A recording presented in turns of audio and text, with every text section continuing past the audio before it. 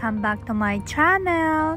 For today's video, magluluto tayo ng nilagang pork na may papaya. Unang-una, painitin muna natin yung ating kaserola at lagyan ng mantika. Katapos yan, igisa natin ang ating ginger. Ang ginger ay hindi lang pantanggal ng lansa.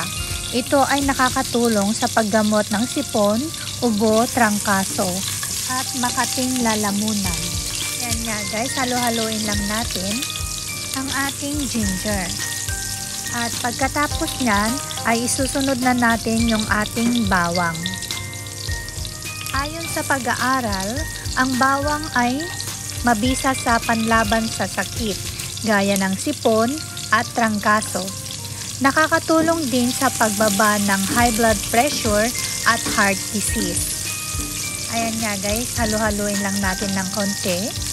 At isusunod na natin yung ating sibuyas. Ang sibuyas ay mayaman sa vitamin C at tumutulong din ito para maiwasan ang stroke at sakit sa puso. Nakakabawas ng stress at pagod at ito rin ay gamot sa ubo, sipon at lagnat.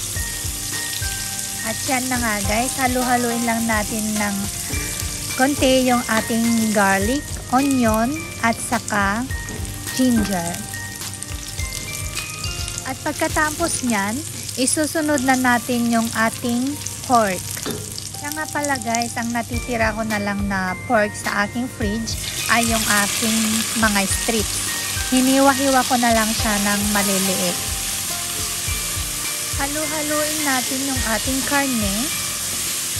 Kaya nga pala guys, yung pork na yan, nilagyan ko na kanina ng asin, paminta, konting suka, at saka patis. Halo-haloin lang natin ng konti ang ating pork.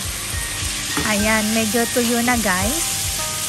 Susunod ko na dyan ay lalagyan ko ng tubig para lumambot yung ating karne.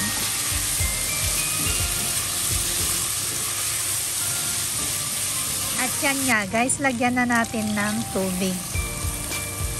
Palambutin natin yung ating karne.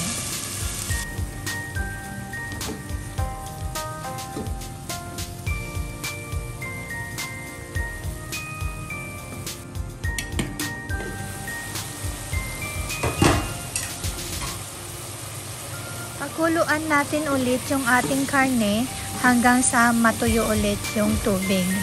Pero lalagyan ko pa ulit siya guys ng tubig para lutong-luto yung ating karne.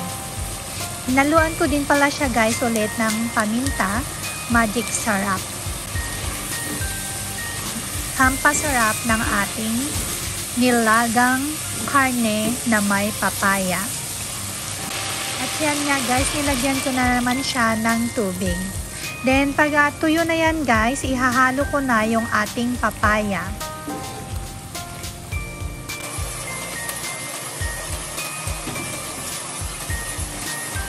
At yan na nga guys, ihahalo na natin yung ating hilaw na papaya.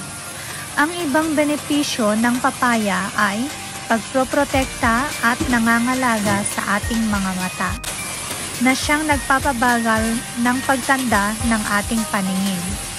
Tumutulong din ito sa pagtunaw ng ating kinakain. Haluin lang natin yung ating karne at papaya guys.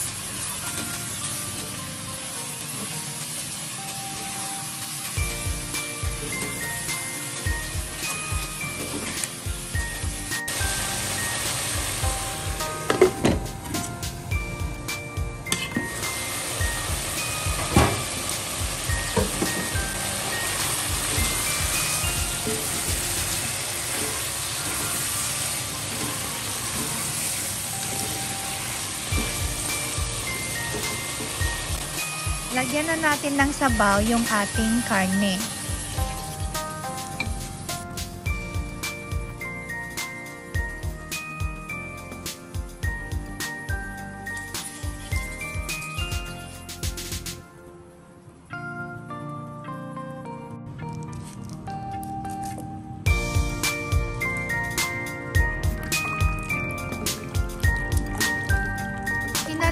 ko din pala guys ng sili. Ang sili bukod sa pampagana, pampasarap ng ating kinakain. Ito rin ay pinipigilan nito ang pagkakaroon ng diabetes. Isunod na natin yung ating pechay. Ang pechay ay nakakatulong na pampalakas ng resistensya at malabanan ang malalang sakit tulad ng cancer. Madami ba yung ating pechay, guys?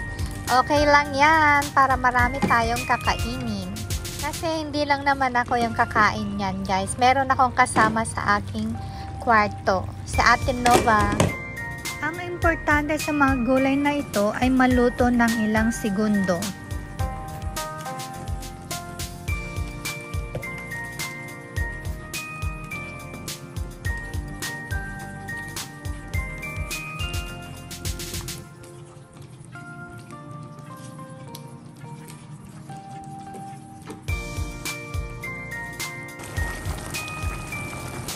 At yan na nga, ito na ang ating nilagang baboy o pork soup.